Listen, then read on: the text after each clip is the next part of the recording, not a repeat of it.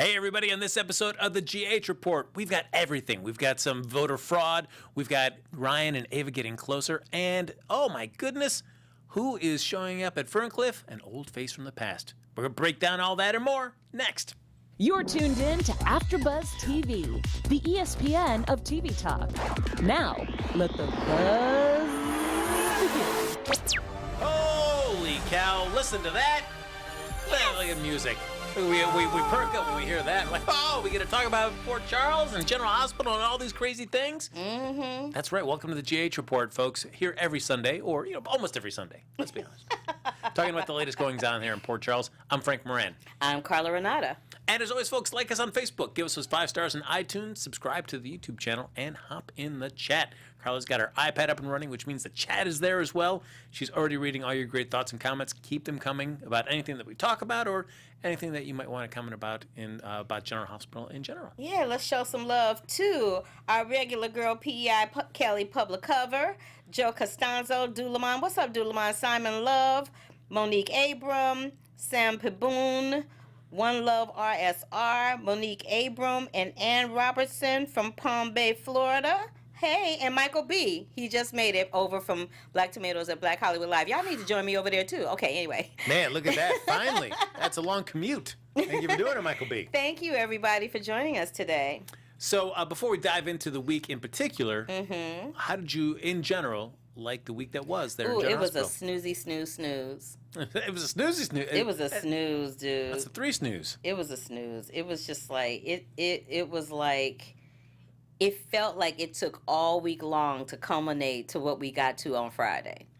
That's what it felt like to me. And I was just like, oh, for real, y'all? Because last week you also felt it was kind of like a dud week as well. So what do you think right now is just leading to your general thought that they're kind of in a little bit of a rut? I'm feeling like they're trying to feel their way around. Because they had those couple of weeks where they didn't have shows on Fridays, right?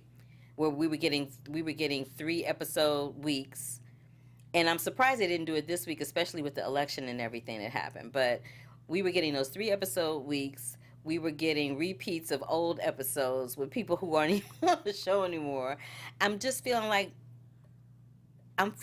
they're wading their way through the waters and trying to figure out what trajectory to go into, because that Nelle storyline took such a long time and played out for such a long time, and it was such a big chunk of the show that I feel like now they're trying to figure out what to go to. And I feel like that Kevin storyline is going to come to a resolution a lot sooner than later. They're not going to drag that out very long, because it seems like they seem to be moving that storyline quite just along very quickly. Yeah, I feel like I really. Don't you think? Yeah, I'm torn because it's like I don't know if I want it to resolve too early, because I've been enjoying the injection of Ryan into the show.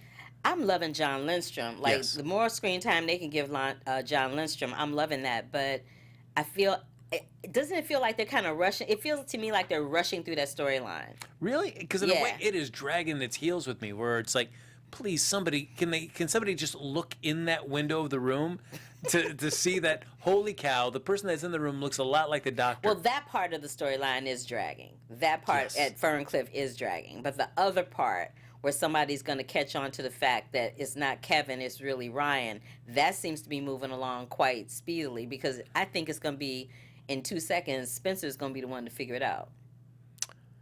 Well, we'll see, because certainly, and we might as well just jump into that storyline first. We saw at the end of last week that Ryan, in a way to kind of distance himself and kind of mitigate the chances of him being discovered, that he had replaced Kevin, had said that he wanted to get separated from Laura. Yes. And she had a little breakdown. Well, I mean, understandably so. Yes, of course. If somebody that you were in love with told you, look, it's a wrap, I don't love you no more, and you're like, wait, what? Just because I was gone? Like, you just gonna give up because I was gone? And so I think deep down in her psyche, she's kind of like, she knows something isn't quite right, but she can't quite put her finger on it.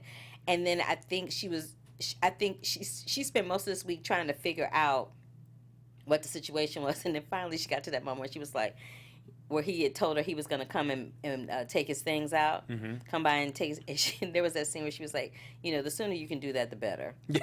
I was like, well, okay, Laura, you got over that quick.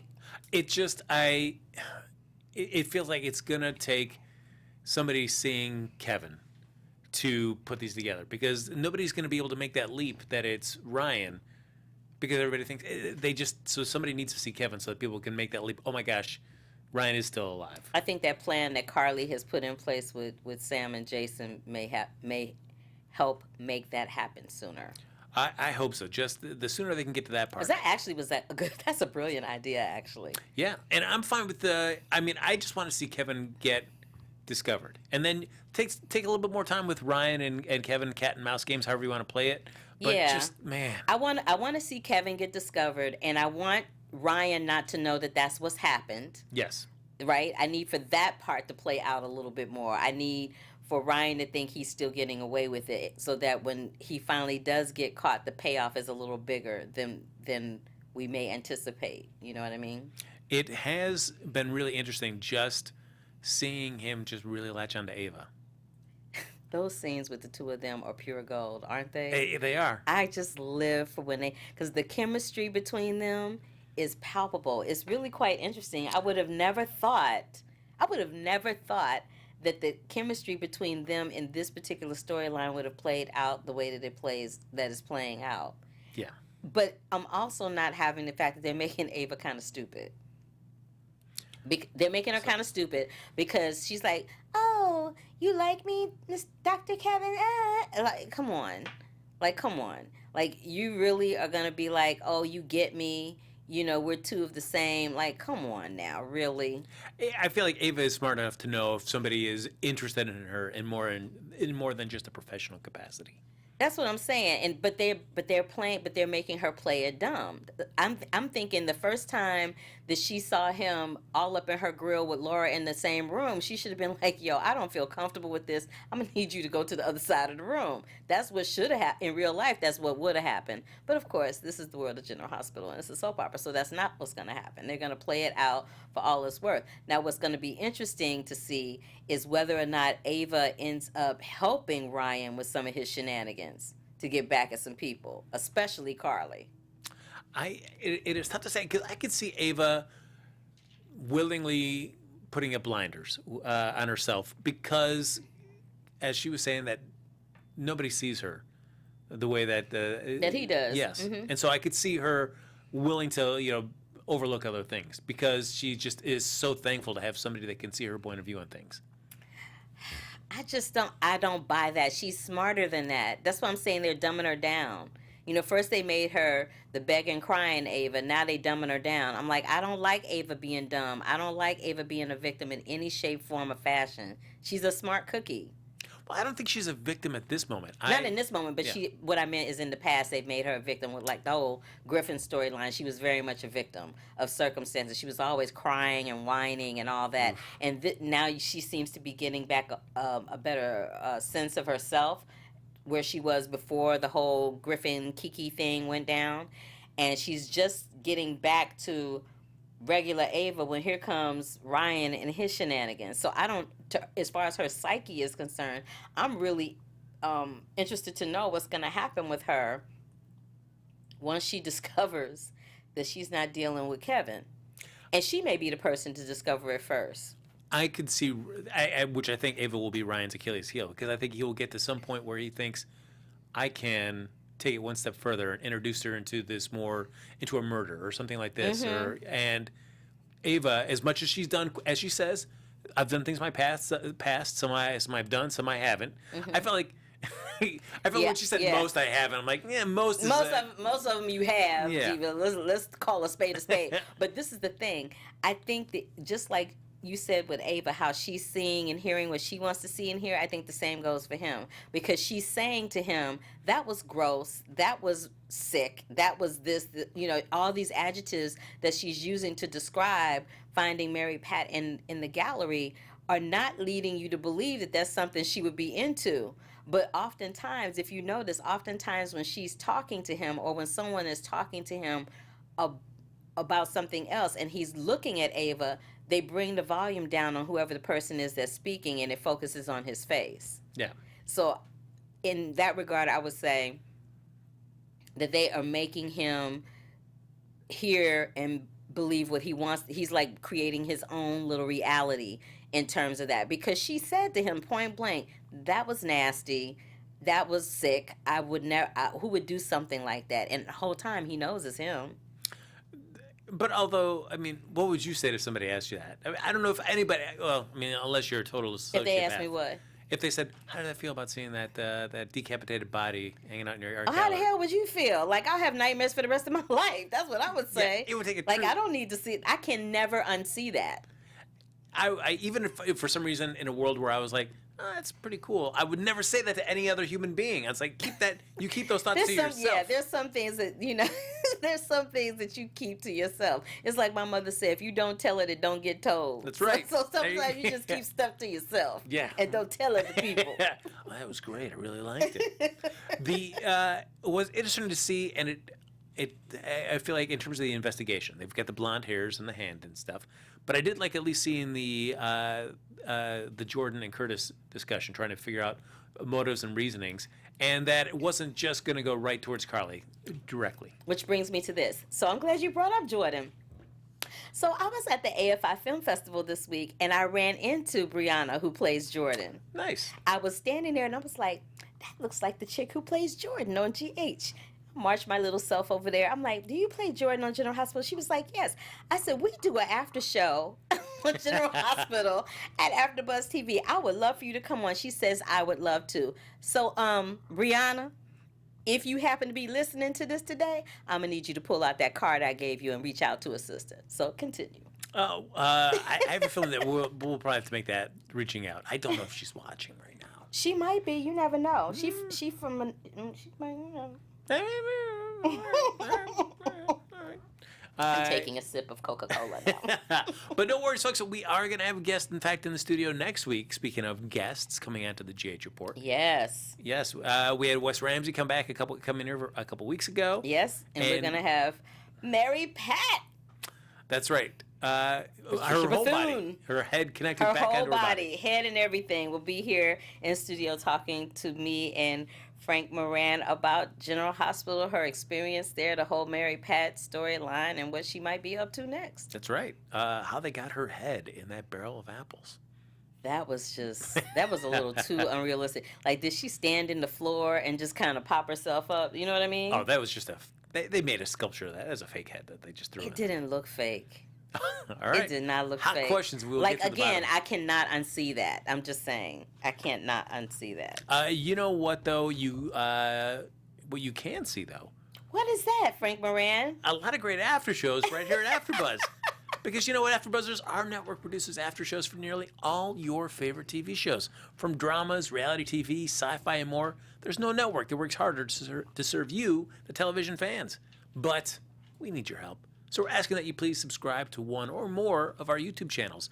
And by doing that, YouTube will suggest content that's tailor-made for you, and you'll help AfterBuzz continue to grow. But if you're worried about those pesky notifications, don't, because they're optional.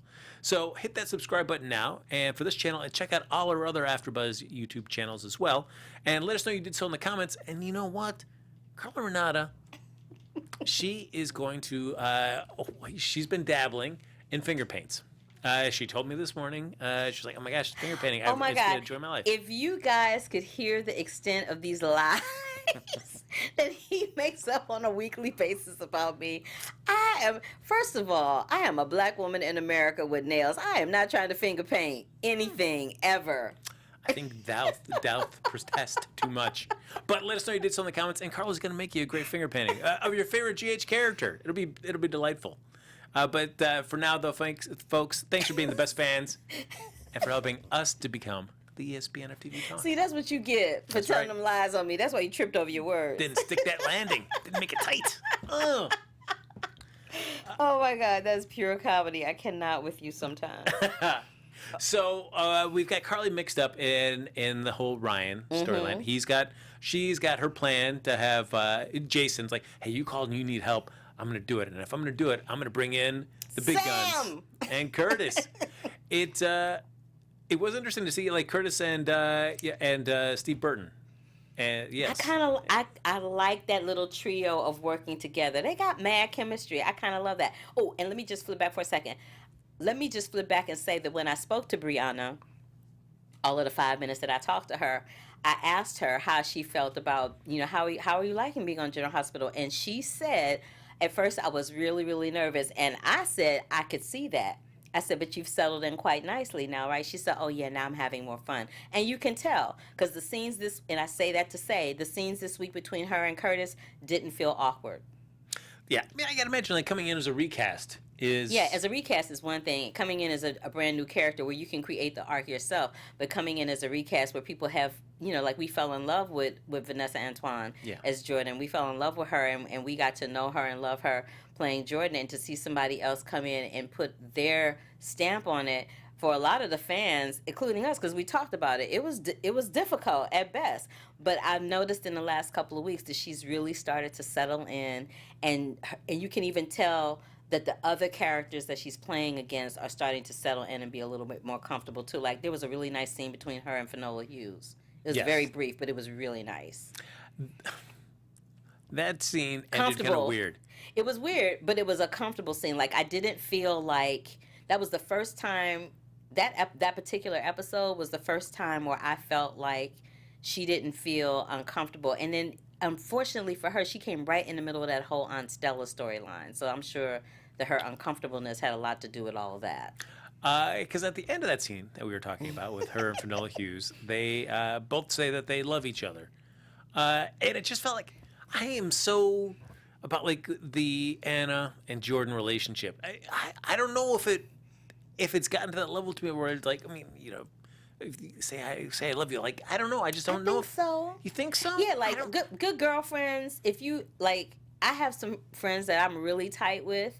It's like, it's not like you actually love them. It's kind of like, it's like see you later. It's like, see you later, girl. That's all it is. I'm telling you, that's all it is. Just like, love you, girl. I love you too. Bye. That's it. Me and my girlfriend say that on the phone all the time. Yeah, but but there was such a pause at the doorway about that for each other. Okay, so that was awkward. That was the doorway pause was awkward. I'll give you that. But saying the I love you thing, that didn't bother me. But if it'd been more casual, like you'd said, kind of like, like, all right, boom, and then I'm out the door, like, love you, that'd be great. But that maybe it was a camera thing. Maybe they had to pause to get the camera angle. We don't know. Yes, it came off as an awkward delivery. I'm like, really? All right. I don't know. This seems weird to me. There you go. But you're talking to a man who's dead inside. So the feelings of love towards other people, I don't know how to express Kelly said friends love Frank. I don't have any friends, so I will never know what that feels like. It's a shame. Oh, my God. Because I know it seems with the blonde hairs that it is trying to lead up to possibly Carly being this. But I did like right out of the gate that I'm thankful that they don't seem to be looking at Carly as a target for this yet. Because that's ridiculous. It is. Like, Carly pops off at the mouth saying dumb stuff all the time. What are we going to do? Accuse her of every crime or every mishap that happens with anybody that she pops off at? She pops off at least to one or two people every episode. Just saying. Yeah, and the fact that I did like, they talked about having the head severed is somebody that is so it's talent and an expertise of being able to sever it that cleanly. Yeah, and Carly's not that chick. No. Yeah. I've never even seen her in the kitchen cooking. Yeah, Carly. Yeah, right? Yeah. We see her coming out with food, but we don't know how that food got on that plate. All right, look at the Corinthos household. I think it's only Sonny. We've never seen the kitchen. But I know Sonny cooks because everybody loves his pasta. Well, he always comes out with an apron on. We ain't never seen Carly come out of no kitchen with an apron on, ever. Do you think Carly ever cooks? No. Does she think she bakes cookies or something? No. Nothing. Zilch. No. I think either they have somebody there that cooks for them or Sonny cooks. Because even when she was staying at the Quartermaine, she didn't cook. Do you think that she would go to the store and buy a frozen pizza and just put it in? Yep. Because I think she has done that on this show. All right. Okay, frozen pizza. All right, there you go. I do recall a scene with her putting the pizza in the oven. But I wonder, though, is Sonny a guy that would tolerate having frozen food like that? And it's just like, no. But the pizza wasn't for Sonny. The pizza was for the kids. She would never do that to Sonny. Sonny is Italian. You think Sonny gonna eat a frozen pizza? Hell to the no. You're not gonna make his DiGiorno's? Oh, hell no. No. All right. Okay. No self-respecting Italian is gonna eat a frozen pizza. I can tell you that right now. But isn't that the hook? Is that it's so good you don't even know, and then you ate frozen food? Hell to the no. Right. No. Okay, fine. So we've got the hot stuff with Ryan and Ava happening here. Mm-hmm. But Laura, part of that as well, now that they're separated, so she has time to focus more on the election. That was coming up for the nation, but it also focused on it in Port Charles as well, because the mayoral election was happening. And Laura, everybody's writing her in. Is it gonna happen? And Spencer, seeing how down his grandmother is after Kevin has left her, says, you know what? I'm gonna help make sure that my mom has an opportunity to win and become the mayor of Port Charles. Mm-hmm. What did you think of Spencer's plan? I love that. That was pure comedy to have those ballots come out with the smiley face on them. But I think what Spencer did not anticipate was that press conference and what his grandmother and what Ned were going to say in the press conference about prosecuting the person that did it. And I think he got a little spooked, and to the point where he even asked his grandmother, "Did you mean what you said?" She's like, "Absolutely," and he was like, Yeah. It's that mixture of like a child where you have that kind of creative impulse, even though it's destructive, but not seeing the full ramifications of making that choice. Absolutely. And then seeing him as a child again when he asked his grandmother, "Did you mean what you said?" Like she was going to take it back because it was him. No. No. And they'll eventually find out it was him. Are they going to press charges against him? Who knows? But if she ends up being mayor, she'll have to give it up because, he did what he did. Yeah, I don't know. How do you feel about this storyline? Because we talked about, Wally Kurth not really on the show that much, so we haven't really get to see a chance of Ned being mayor that often. And the idea is like, all right, if Jeannie Francis is back on a regular basis, it makes sense maybe to give her the mayor title because we could do some storylines. Yeah, we've said that. But if they go this route where maybe she wins because she has this extra time now, but then Spencer's uncovered and she has to give it up, would you want to see Laura win it to only have to give it up because of what's happened with Spencer? I wouldn't want to see that. That would be, on top of everything that she's going through with the whole Kevin Ryan thing, that would be a lot. That would be a lot. And we don't want to see her, at Shady Brook or Ferncliff or any place else. But I feel like if this isn't covered, even if this is covered before the election gets a chance to actually occur, I feel like that also torpedoes her chances. There's no winning case scenario in this because the damage has already been done. Yeah. So, I don't know. Maybe there's some plot twist that they're holding back on revealing to us. I don't know. But, yeah, it's unfortunate. It's unfortunate that went down. And bless his little heart, he's a kid, so he was just trying to help his grandma. Yeah. He didn't think about the ramifications of what that was going to do. No. But let's give it up for Ned and his speech right to camera, like summoning his best Liam Neeson right there. We will find you. We will get you. I was like, whoa. He did. I was like, and as he's doing that, I'm sitting there going, he's like 12. Like, calm your jets. Like, really? He's not even legal. How are you going to prosecute somebody that's not even legal? But nowadays, they have laws where if somebody underage does something of that regard, they can prosecute the parents. Oh. Uh-oh. Exactly. Well, see you, Laura. You're going to Sing Sing. That's she it. Might. But Spencer did get to have a little bright spot, though. He got to get reunited with Britt. Yes, that was his buddy. Yes. Let me just say, she is a bright spot on General Hospital for me right now because they give her all the best lines. She keeps it 100. She called. What did she call? Oh, I have to find this. She called. She called Anna double O Mary Poppins and called Finn Dr. Porcupine. I laughed out loud. I'm like, I love her. She said double O Mary Poppins. That made me laugh out loud because when you think about it, that's exactly what she is. That's true. It was very funny. I love that. But they give her the best lines, and they're making her, they're kind of making her pick up where she left off, sort of, but just not as dastardly as she was before she left Port Charles first time, especially since Spencer's not the only person she reunited with. She reunited with Brad as well. It's, which I was thankful for that, especially for Brad, because there's somebody that he can be completely open with. Yeah, and he not kind be of blurted judged. it out. I was like, oh, thank you, Lord. Because Yes. him skulking around and stressing Julian out was getting on my nerves. So he opens up, tells Britt everything that's happened. He needed to tell somebody. It was going to kill him. So I'm glad that they brought her in so that he could tell her. She was like, you're keeping my secret. Why can't I just keep yours? So, yeah, I'm thankful for Brad. I don't know. I'll be curious to see if having somebody that he can share all his deepest, darkest fears about this makes him more relaxed in the rest of his life. Maybe he'll slip up. Of course. Because like anybody that's done something wrong, as soon as you tell somebody what you've done and you've gotten it off your conscience, there's like this sigh of relief that happens, and then you go, whoo, and then you get real comfortable. And then when you get comfortable like that, that's when you start making mistakes. See, up until this point, he hasn't had anybody to purge and tell. He hasn't even told Julian. No. So he hasn't had anybody to purge and because Julian is Lucas's father, so he can't tell Julian, right? So he hasn't had anybody to purge and tell all of this juicy gossip to. He tells Britt, and so now he's feeling a sigh of relief, and it's only going to be a matter of time before he slips up and messes up. Which brings me to this point. That scene, I think they were in Charlie's, where they had Wiley sitting on Michael's lap. Yeah. I'm like, why is Michael holding Wiley? I thought he's supposed to be in therapy over grief. If you're in therapy over grief, why are you holding somebody else's child? Is that part of your therapy? I don't think so.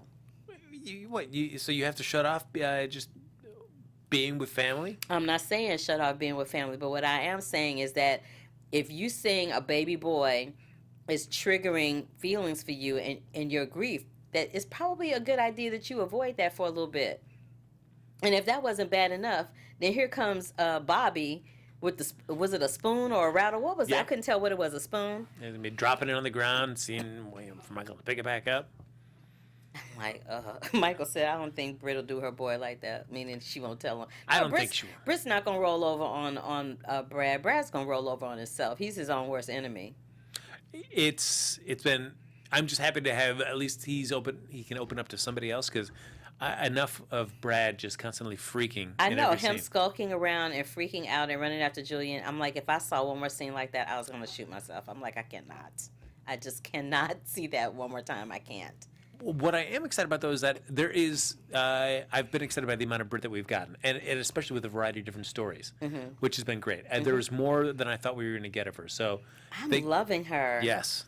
I'm loving her. She's like a breath of fresh air, literally, because they give her some really cool lines to say. It's hilarious. It's either really biting or really hilarious or both. It kind of just depends on the situation and who she's speaking to, right? But I love that they have her there, and I love that Anna and Finn are like, you do what we say or else.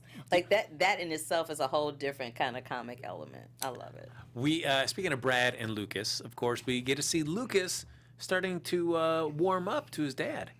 Yes. But I like that he was able to keep it where it's like, I made a promise to the birth mother that I would not involve my father in my son's life, but that doesn't mean that I still can't figure out a way that at least the two of us. Be part of my life, right? Yeah. So I was like, oh, okay. So we seem to be moving things quite along here. All right. Yeah, I mean, I guess. I mean, because Julian has been kind of like just like the punching bag for the longest time, and I mean, I guess as Brad said, he's seeing how hard he is trying to turn his life around. What do you think it's going to take for Sam to turn around and give him a shot again? Oh, that's going to take a minute. Sam holds grudges. Sam does not forgive easily. She does not. Yeah. Unless it's Jason. She does not forgive easily. Everybody else got to stand in line.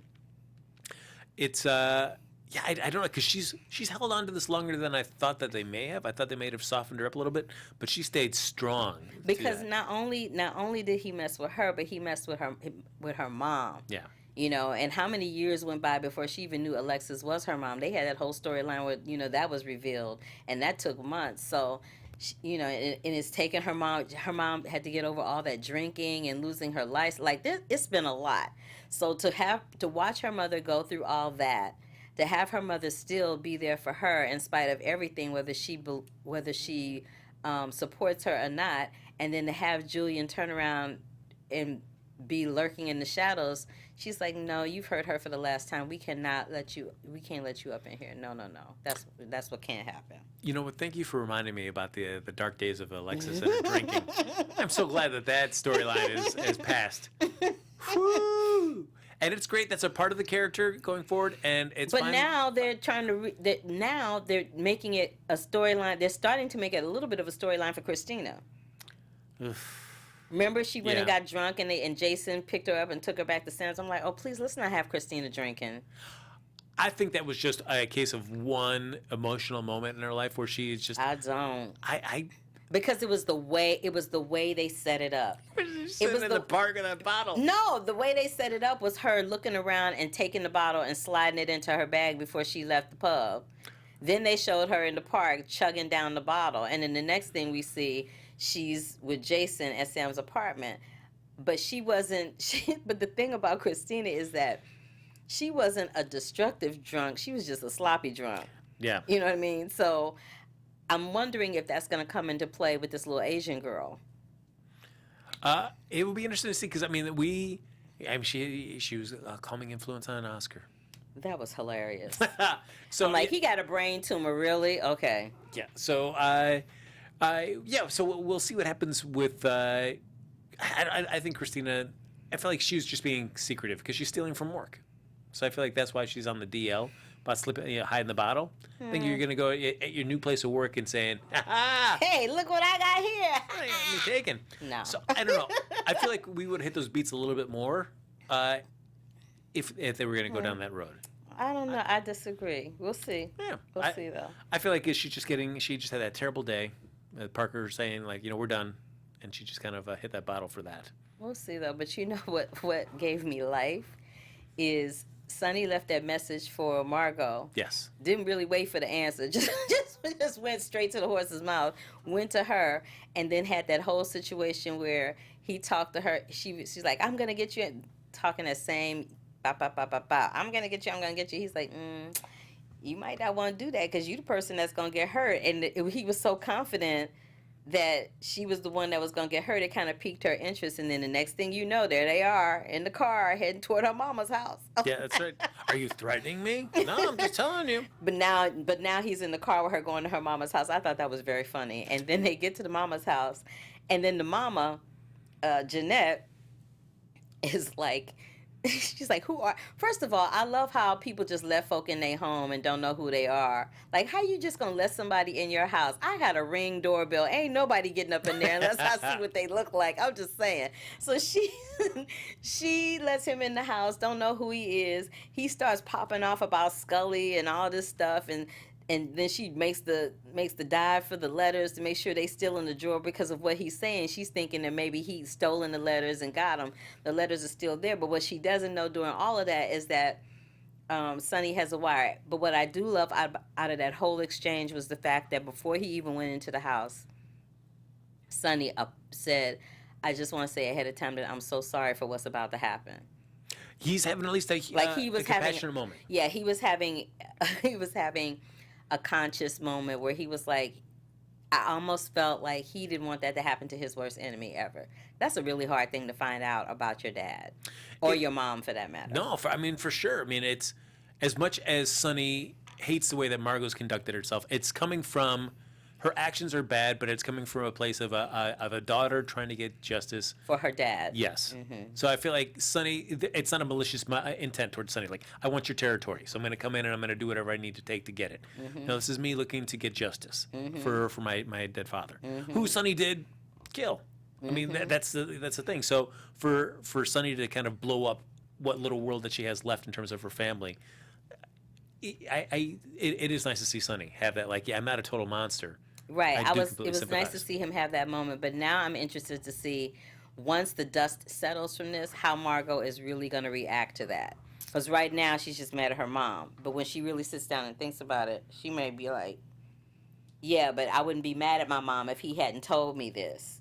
Do you know what I mean? Because she seems like a very irrational type of human being, where she doesn't place the blame where squarely where it should be. She kind of places the blame everywhere that's in the circumference of where it should be. I'll be curious, like, if this kind of closes the book on that in terms of Sonny? No. Kelly brings up a good point in the chat room.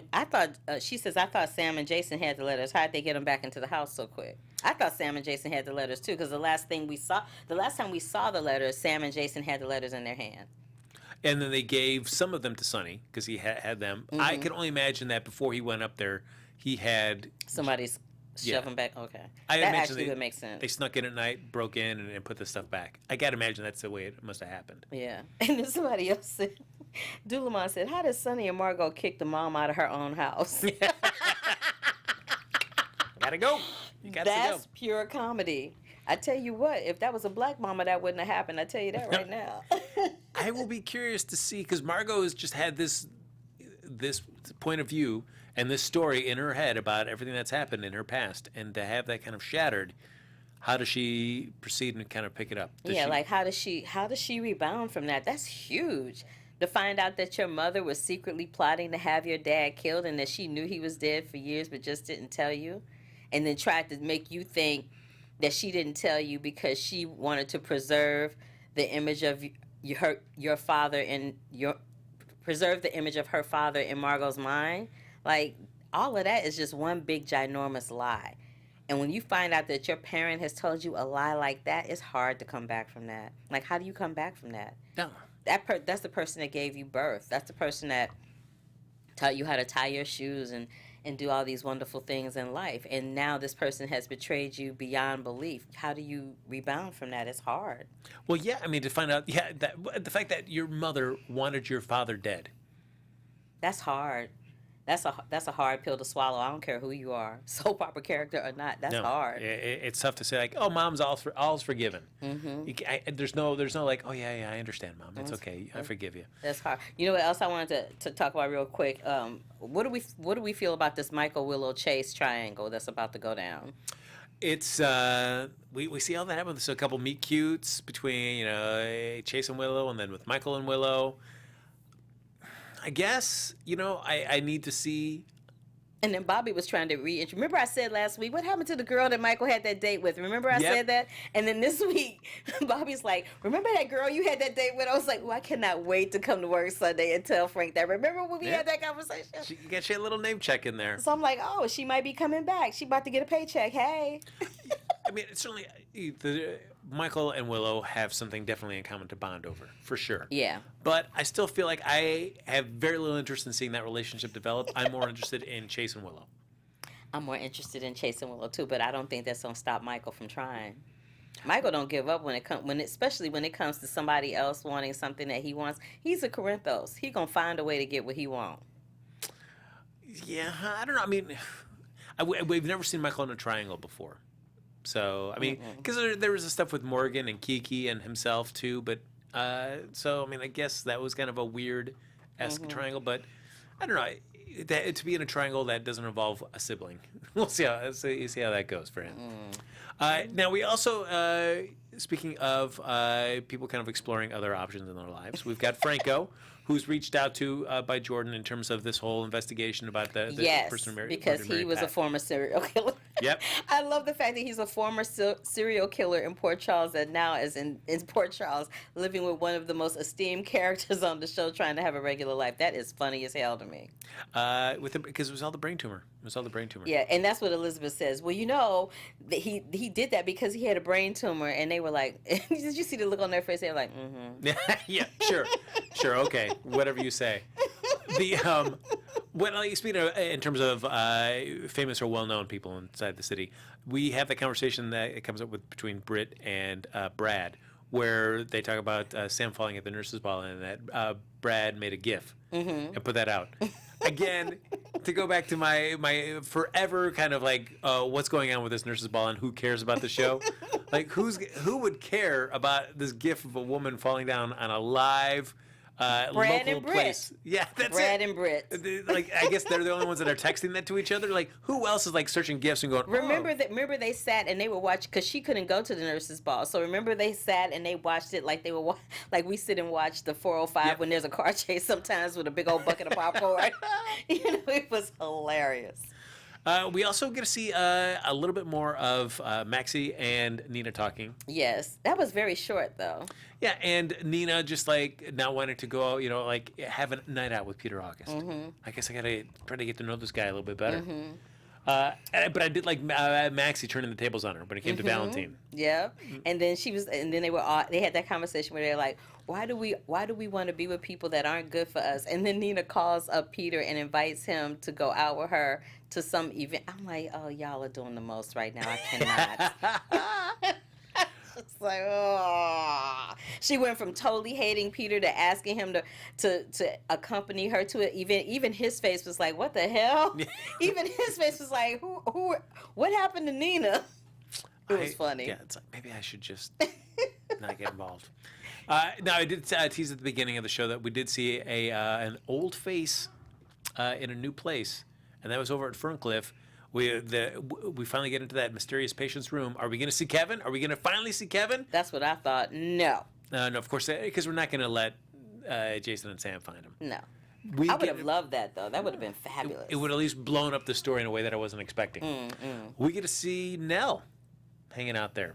Doing her best Carly crazy impersonation.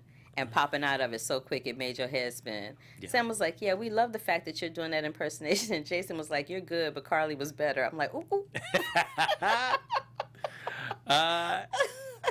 He said, you're good, but Carly was better. And that's all he had to say for her to snap out of it. She snapped out of that like that. She was like, and then she started barking like a little chihuahua. I'm like, okay. But you know what? If Nell's going to pull this, she picked a better time to do it than when Carly did it, because there's their big mental health reform. Mary Pat's gone. Everything's more above board there. So this is not a worse place than I think maybe than being in prison. So Bentonville might be the worse choice. Yep. Folks, a real quick news and gossip before we go in there. TV news. We've got coming up here soon on General Hospital is one of my least favorite episodes ever.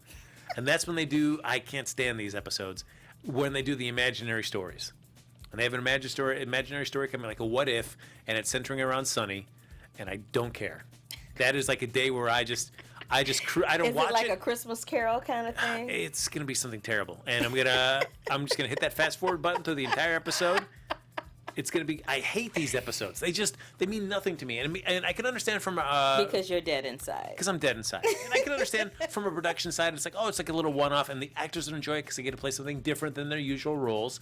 So that's great. But as a viewer, I hate them. I get no enjoyment from seeing a what-if scenario played out, where I get to see these actors in different contexts. Don't care about them whatsoever. That doesn't bother me. It's actually kind of interesting. It breaks up the monotony. It's been so boring lately that I welcome anything to break up the monotony. Personally. Oh, no, and Maurice Bernard's son, I believe, is going to be involved in this as well too. Oh, that's nice. Nice for him, but for me as a viewer, I don't care. I do not care. Oh, this is going to be a terrible episode. The fact that we're going to have to actually talk about it is going to make me even more sad. I just can't. I don't want to watch this at all. Well, I'll watch it for you. How about that? Okay, yes, you can tell me about it. And I can tell you all about it. And I'll just sit there and go, that would have been terrible. I'm sure that was terrible. I'm sure it was awful. Susan Russo in the chat room said it's not like they don't have enough storylines to wrap up. Yeah, it's just, man, it's just a day wasted. It is a day wasted, which I guess if your DVR is filled up, then it's great, because you know that's a quick delete. You can get there and free up some more space for something else you want to watch. So, let us know in the chats or tweet us if you think that these one-off kind of fantasy what-if imaginary tales are fun, or like me, who has the right point of view, that they're an awful use of screen time. They went so far left. They talking about Aunt Stella is a mafia queen pin. Fantastic. Boy, that chat is going on. Is crazy as hell. Okay. I love that. I'd love to see that, actually. That would actually be really good. So, we got a couple little things that we'll touch on as well, but I feel like it's a good way to wrap this all up into predictions as well. Your AfterBuzz TV predictions.